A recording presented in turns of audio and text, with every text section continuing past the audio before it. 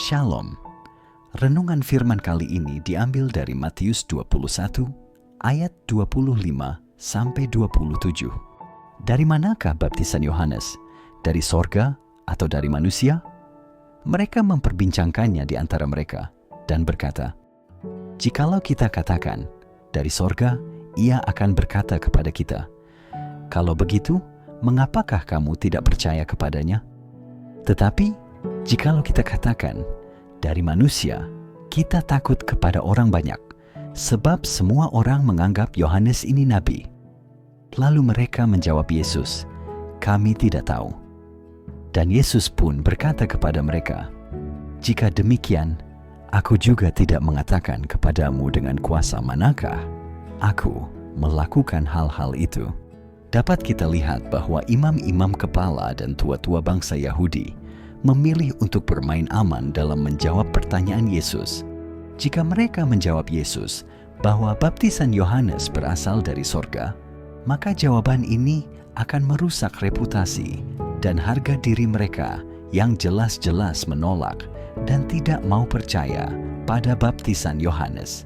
Tetapi jika mereka menjawab baptisan Yohanes berasal dari manusia, mereka akan melawan arus pendapat orang banyak, dan itu bisa berdampak mereka kehilangan otoritas, kekuasaan sebagai pemimpin umat. Pada akhirnya mereka memilih menjawab tidak tahu untuk menyelamatkan reputasi dan kekuasaan mereka. Tanpa kita sadari, seringkali kita juga bersikap seperti imam-imam kepala dan tua-tua bangsa Yahudi dalam hidup ini. Ketika kita dihadapkan pada sebuah pertanyaan, kita memilih menjawab tidak tahu, bukan karena kita benar-benar tidak punya pengetahuan atau pemahaman tentang hal tersebut, tapi karena kita takut akan resiko dari jawaban yang kita pilih. Kita takut reputasi kita rusak jika berpihak pada salah satu sisi, meski itu adalah sisi kebenaran.